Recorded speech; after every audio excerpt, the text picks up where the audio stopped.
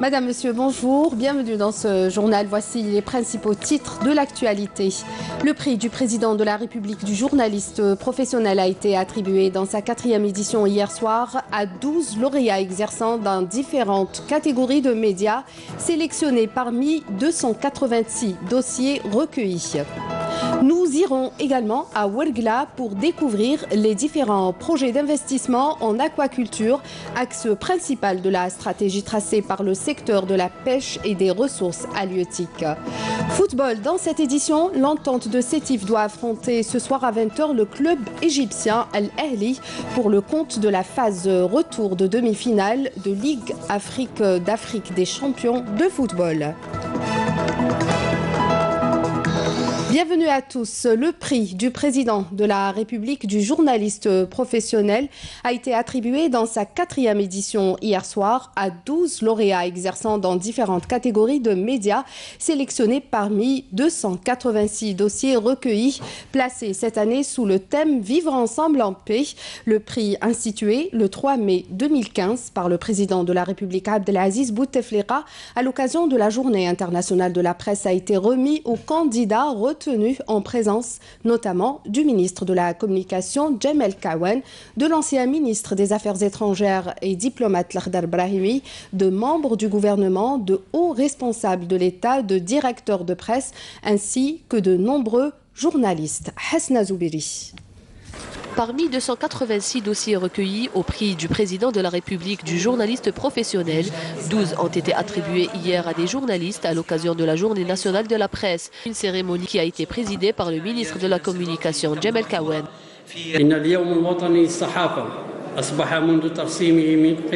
La Journée nationale de la presse a été instituée en 2013 par le président de la République, Abdelaziz Bouteflika, démontrant la volonté politique de placer le secteur de la communication en général et la presse en particulier au centre de ses intérêts. L'État œuvre continuellement pour garantir un climat de pluralité médiatique, pour assurer un exercice professionnel du métier, notamment à la lumière de la révolution de l'information. L'Algérie assure également des garanties juridiques conséquentes et de grandes facilitations à même de permettre aux journalistes d'accomplir correctement son travail d'information. Placés cette année sous le thème « Vivre ensemble en paix », les 3 prix audiovisuels ont été raflés par l'entreprise publique de télévision. D'ailleurs, le premier prix a été attribué à Naïma Menhour pour son documentaire « La cohabitation continue », alors que le deuxième prix est revenu à Kahina Acharchour de la chaîne 4 pour son documentaire intitulé « Tarmetz, la fraternité », tandis que le troisième prix a été attribué à notre collègue Sohila Haririya pour son documentaire « Les passerelles de la paix ». الصحفي الجزائري وبشيء يخص الصحفي وينطلق بجائزة فخامة رئيس الجمهورية السيد عبد العزيز والانطلاقة وكل يعني لمويان التلفزيون الجزائري يعمل وينجح ويكون عمل في المستوى. L'expérience réussie du village de Tifredoun. هذه قرية تفردون المقدرة نتكلم من جانب الديمقراطية التشاركية أنه اختيار العام الماضي كأجمل قرية بولاية تيزي وسوق ضمن المسابقة الخاصة لأجمل القرى وحضرنا منهجات. Par ailleurs, des médailles de mérite et de reconnaissance ont été attribuées à titre posthume à 14 personnalités du monde des médias. Félicitations à tous les journalistes. Poursuite des travaux de la rencontre nationale sur la gestion des risques des catastrophes naturelles au Centre international des conférences à Alger. La rencontre de 2 jours dont l'ouverture a été présidée par le ministre de l'Intérieur, des collectivités locales et de l'aménagement du territoire Nordine Bedoui ambitionne de poser les grands axes de la stratégie nationale et des plans d'action multisectoriels pour la période 2019-2030. Elle se fixe pour objectif de sensibiliser et mobiliser les institutions nationales, les collectivités locales et toutes les parties prenantes autour de cette problématique. Pas moins de 600 participants ont pris part donc à cette première rencontre nationale en vue d'identifier les besoins en matière d'infrastructures et d'investissement, tous secteurs d'activité confondus, pour faire face au changement climatique et prévenir des catastrophes naturelles. Les experts se sont également penchés sur la sensibilisation de différentes institutions et acteurs locaux pour soutenir et accompagner cette démarche nationale, comme nous dit Nakhla Al-Ourbi. Il s'agit de la première rencontre du genre qui réunit les décideurs et les scientifiques pour mettre sur pied un plan d'action multisectoriel à l'horizon 2030. Les experts que nous avons approchés ont rappelé qu'en 1985 déjà, l'Algérie s'était dotée d'un texte législatif portant sur la prévention et la gestion des catastrophes d'origine naturelle ou technologique. Et parmi les 17 risques répertoriés dans la loi 080 et qui touchent l'Algérie, les séismes viennent en tête. Je pense qu'il y a eu des progrès qui ont été faits depuis 2003, bien sûr, heureusement. Sinon, vous savez, l'Algérie, c'est quand même un pays qui a beaucoup développé, qui a beaucoup investi. Et, alhamdoulilah, enfin, je peux dire que, bon, il y a des générations qui ont été formées, de scientifiques, il y a des gestionnaires aussi. Il manque peut-être un petit peu de coordination, mais c'est-à-dire qu'il faut de l'expérience. Ici, nous sommes concernés par plusieurs types de submersions marines. Parmi ces submersions marines, on a le risque de tsunami. Donc on a vécu le tsunami de 2003 où il y a eu des vagues qui ont été générées depuis nos côtes et qui ont atteint des hauteurs de 2 mètres au niveau des côtes baléares. Donc même si le risque est moindre, donc il nous appartient de prendre en charge ce risque afin de le réduire. Et sa réduction passe tout d'abord par la communication, par la sensibilisation et la connaissance aussi. Après les séismes et les risques de tsunami, les inondations, vu la recrudescence des événements climatiques extrêmes, viennent en seconde position. Dans le cadre de la loi 0420, qui oriente vers la mise en place de stratégies, le ministère des Ressources en eau a élaboré sa propre stratégie de lutte contre les inondations. Nous travaillons très bien avec les collectivités locales, avec la protection civile.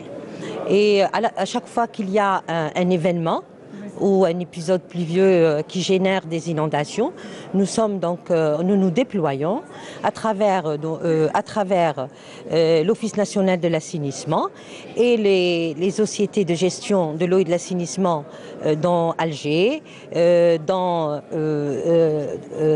à Constantine, à Oran, et aussi tous les DRE qui sont présents sur les 48 wilayas. Donc c'est un travail de terrain qui se fait, c'est-à-dire collégialement. C'est une réunion très importante et les Nations Unies, tous les pays, les 187 pays sont bloqués parce qu'il n'y a pas de dialogue entre les scientifiques et les décideurs. Ça, c'est ce que le monde cherche, c'est pour ça qu'ils sont en train d'aller d'une décennie à l'autre, d'un plan à l'autre, d'une stratégie à l'autre, parce que les gens dans les pays n'ont pas pu. Maintenant, ça, c'est une ouverture pour le monde, pour montrer l'exemple de l'Algérie qui a pu réunir pour la première fois dans le monde les scientifiques et les décideurs concernant la réduction des risques de catastrophes. En plus de la mobilisation des institutions nationales, des collectivités locales et de tous les acteurs concernés, la Conférence nationale sur la gestion des catastrophes mise aussi sur une meilleure sensibilisation de toutes les parties prenantes aux conséquences fâcheuses et pertes lourdes induites par une exacerbation des événements naturels extrêmes tels que prévus par les experts. La prévention des risques de catastrophes naturelles est donc au cœur de la stratégie nationale et même locale, notamment pour les wilayas à risque, à l'exemple de la ville de Tébessa qui a enregistré des dégâts matériels conséquents lors des inondations survenues le mois dernier.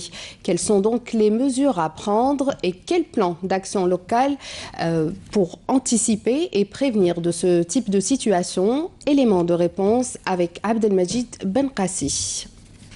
52 mm de pluie en à peine 45 minutes. Et l'effet surprise est général. Les autorités de la ville doivent pourtant réagir pour faire face à la furie des eaux. Cela se passait à Tébessa le 12 septembre dernier. La prévention et la gestion des risques des catastrophes est au cœur de l'approche de gestion centrale ou locale aujourd'hui. Renforcer l'état de préparation aux catastrophes pour intervenir de manière efficace et mieux reconstruire, ce sont là les principales préoccupations des autorités. Ce que nous avons pris comme mesure urgente, Nous sommes d'abord, actuellement, en train de faire curer le canal de Ouadamax. Jusqu'à maintenant, on est arrivé à curer 3 km. On s'est approché également du milieu par rapport à la zone où on doutait qu'il y avait un bouchon au niveau de la cité, le boulevard dit Houari Boumedine. Également, on a ouvert, il n'y a aucun bouchon. Nous sommes en train d'abord de parer, si vous voulez, à ce qu'on a considéré comme étant urgence, là où on doute qu'il y avait des bouchons. Jusqu'à maintenant, il n'y a pas de bouchons. Ça confirme l'hypothèse que c'était vraiment une quantité d'eau exceptionnelle qui a provoqué ces inondations.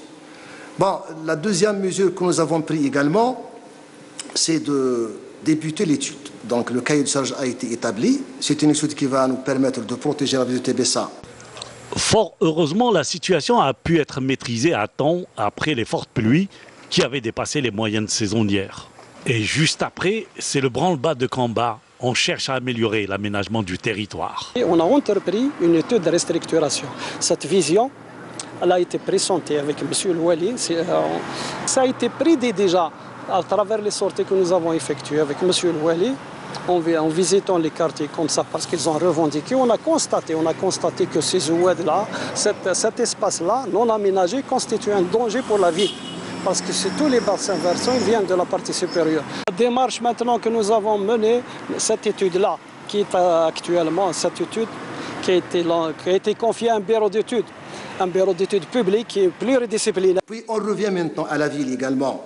On a donné instruction au directeur de ressources en eau et à l'APC et à l'ADE et à l'ONA de procéder à un recensement exhaustif de l'ensemble des constructions érigées soit sur la servitude oued du canal ou qui constitue un blocage éventuel pour l'écoulement naturel du oued. C'est ici le grand goulot d'étranglement. C'est en plein centre-ville de Tébessa et c'est ici que tout s'est déversé. Les quantités d'eau, elles sont arrivées jusqu'ici et bien sûr elles ont entraîné des tas de boue, des tas de déchets ménagers et des tas de déchets autres que ménagers, donc industriels. Une ville qu'on veut sauver aujourd'hui d'éventuelles autres inondations.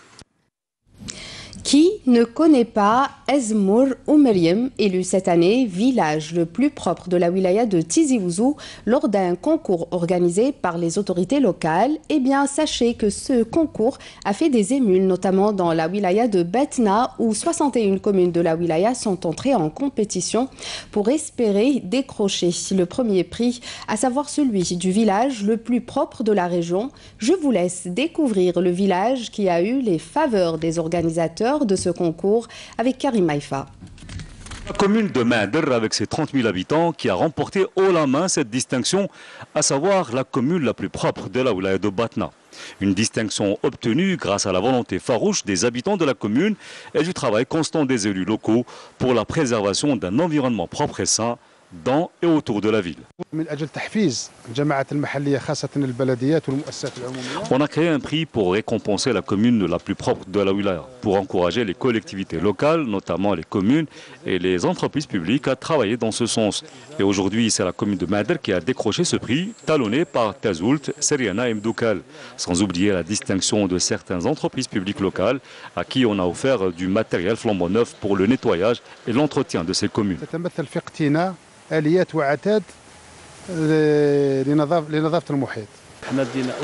Nous avons décroché ce premier prix où étaient en compétition 61 communes de la wilaya de Batna. Ici, nous avons une culture de la propreté que nous avons héritée de nos aïeux. Une culture de la propreté que l'ensemble des habitants de la commune cultivent et revendiquent. Ce que vous voyez là, c'est le fruit du travail et des efforts soutenus à longueur d'année de la part des habitants, mais aussi des élus locaux de la commune, tels que le PAPC, le chef de Daïra, ainsi que le Wali de Batna. Notre village est propre, ses habitants aussi. Déterminés, les jeunes de Mader se donnent rendez-vous tous les week-ends pour une journée dédiée à la propreté, une action qu'ils espèrent médiatiser pour faire des émules dans d'autres villes du pays. Au plan économique, les produits algériens connaissent une présence forte et plus marquée en Mauritanie. C'est ce qu'a affirmé le ministre du Commerce Saïd Djeleb lors d'une visite au stand dédié aux entreprises algériennes à la foire des produits algériens à Nouakchott. Lors de cette visite effectuée en compagnie d'une importante délégation d'opérateurs économiques algériens et mauritaniens, le ministre a précisé que les entreprises algériennes avaient tenu à élaborer plusieurs études concernant le marché mauritanien, lesquelles leur ont permis de déterminer les marchandises prisées par les opérateurs et consommateurs mauritaniens et identifier par là même les besoins du marché mauritanien. Un nouveau pôle de croissance et développement économique régional en plein essor. Il s'agit d'une usine spécialisée dans l'industrie textile à Khenchela, devant laquelle s'est arrêté Youssef Yousfi à l'occasion d'une visite de travail et d'inspection. Le ministre de l'Industrie et des Mines a appelé les travailleurs à augmenter la capacité de production et améliorer la qualité du produit. Le ministre a inspecté également plusieurs unités de production. Dans l'est du pays, l'industrie textile se porte bien, malgré l'importation de la matière première.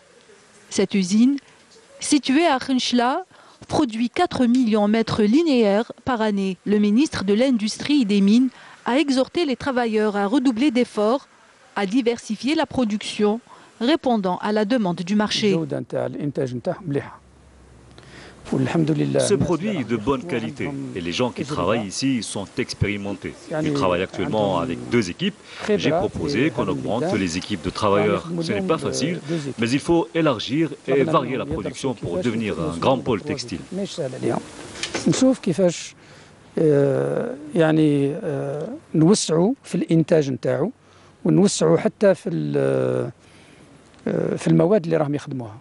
حتى لا فاريتي دي لا برودكسيون تاع الانتاج نتاعهم ان شاء الله يوصل الى قطب صناعي تاع النسيج.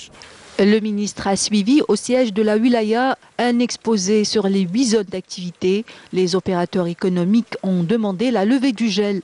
Youssef Yousfi a appelé les opérateurs à travailler de concert avec les pouvoirs publics. Il faut travailler ensemble. Les opérateurs préparent les zones pour faire avancer ce dossier.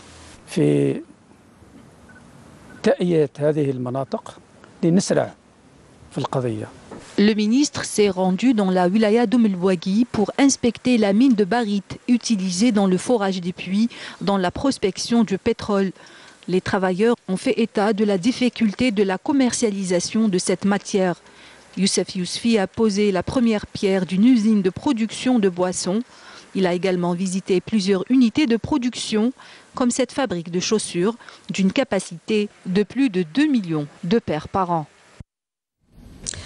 Faire de Ouergla un véritable pôle aquacole, c'est l'objectif de la stratégie tracée par le secteur de la pêche et des ressources halieutiques. Le nombre des exploitations aquacoles est en constante augmentation. L'agro-pisciculture y connaît un développement sans précédent. Des sessions de formation sont également organisées par le secteur pour accompagner les investisseurs dans ce domaine et avoir aussi un personnel qualifié, comme nous dit Manel Boutouaba. L'aquaculture, introduite dans la wilaya d'Ouergla en 2002, est depuis en évolution constante. Les résultats palpables constatés sur le terrain ont permis l'extension de cette expérience. Plusieurs centaines d'agriculteurs se sont lancés dans la pisciculture en l'intégrant à leurs activités agricoles et ont élargi la gamme d'élevage aquacole à d'autres espèces telles que le poisson-chat ou encore la crevette d'eau douce, en plus du tilapia du Nil et du tilapia rouge.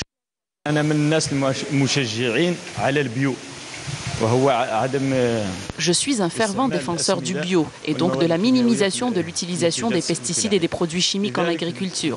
À partir de là, j'ai décidé de créer un bassin de pisciculture où j'élève des poissons et avec l'eau du bassin, j'irrigue mes terres. L'expérience a donné des résultats plus que satisfaisants.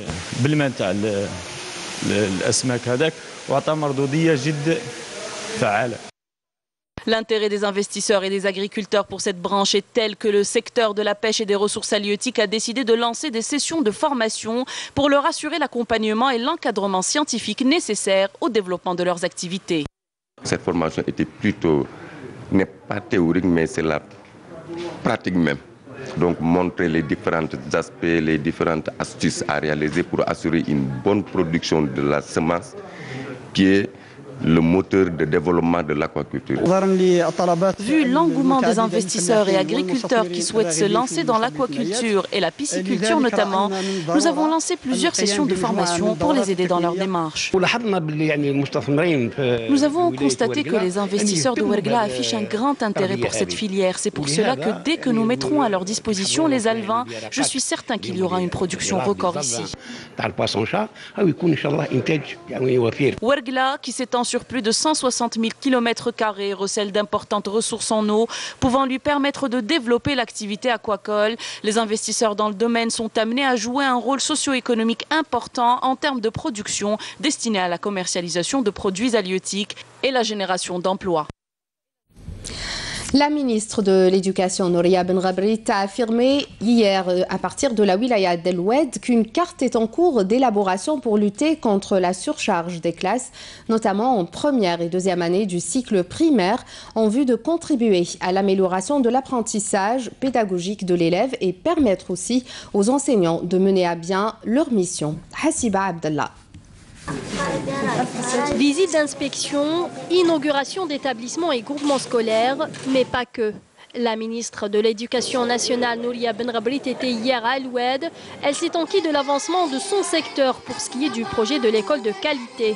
Pour ce faire, un plan a été dressé, atténuer la charge des classes et remédier aux déficits relevés dans l'instruction éducative et pédagogique chez les élèves.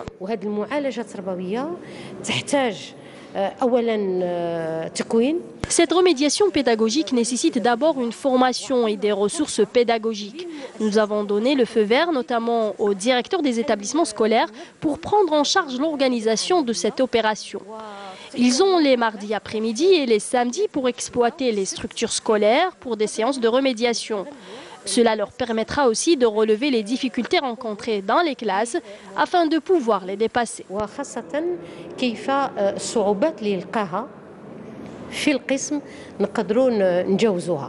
En face des cadres du secteur de l'éducation de la wilaya d'El Oued, la ministre a souligné l'importance de la coordination et de la concertation afin de concrétiser les réformes structurelles et pédagogiques apportées par son département, visant à concrétiser le projet de l'école de qualité et mettre fin aux fuites scolaires. Et selon un communiqué du ministère de la Défense nationale et dans le cadre de la lutte contre la contrebande et le crime organisé, un détachement de l'armée nationale populaire a appréhendé hier à Bourj Beji Mourtar, 6e région militaire, 3 orpailleurs et saisi 2 véhicules tout-terrain, 19 groupes électrogènes, 11 marteaux-piqueurs, tandis qu'un autre détachement en coordination avec les éléments de la gendarmerie nationale a arrêté à Mila, 5e région militaire, 7 narcotrafiquants ont leur possession 60 kg de kiff traités. Par ailleurs, des éléments de la gendarmerie nationale ont intercepté à Tiaret, 2e région militaire, et à El Bouakhi, 5e région militaire, 2 individus et saisi un fusil de chasse et 1675 de cartouches, alors que 53 immigrants clandestins de différentes nationalités ont été arrêtés à Tamanrasset, Tlemcen, Ouergla et Mila. Fin du communiqué. À l'étranger, l'actualité internationale est résumée en bref par Bouchra Bouali et on commence par le Nigeria qui a décrété un couvre-feu après la mort cette semaine de 55 personnes dans des affrontements intercommunautaires, comme nous dit donc, je disais, Bouchra Bouali. Au Nigeria, un couvre-feu a été décrété dans l'état de Kaduna après des violences intercommunautaires qui ont fait 55 morts au cours de cette semaine. Les violences ont éclaté suite à une rixe entre des jeunes musulmans et des chrétiens sur le marché de Kazouan Magani. Un Palestinien est tué chaque jour à Gaza par les forces d'occupation israéliennes, selon l'Observatoire euro-méditerranéen des droits de l'homme basé à Genève. Dans son rapport, l'Observatoire appelle la communauté internationale à exercer de sérieuses pressions pour qu'Israël cesse de s'attaquer aux manifestants pacifiques palestiniens. Jusqu'à 14 millions de personnes pourraient être en situation de pré-famine dans les mois à venir au Yémen, à en croire le secrétaire général adjoint de l'ONU pour les affaires humanitaires. La situation humanitaire au Yémen est la pire au monde. 75% de la population a besoin d'aide et de protection. Le ministre mexicain de l'Intérieur assure que son pays ne cédera pas aux exigences d'un gouvernement qui veut provoquer une réaction hostile au Mexique après des tweets du président américain Donald Trump qui cible depuis plusieurs jours la caravane de migrants d'Amérique centrale en route vers la frontière sud des États-Unis. Avec plus d'1 million de mètres cubes de béton, 420 000 tonnes d'acier, 55 km et une structure conçue pour durer 120 ans, il est le plus long pont maritime au monde. Il relie Hong Kong, Macao et Zhuhai en Chine continentale. Cette prouesse d'ingénierie qui rapproche les deux rives de l'estuaire de la rivière des Perles a été inaugurée aujourd'hui par le président chinois Xi Jinping. Retour au pays pour parler sport, football précisément. Le club égyptien Al Ahly, qui est arrivé dimanche dernier, donc dimanche soir à Sétif, doit affronter aujourd'hui à 20h l'entente de Sétif au stade 8 mai 45.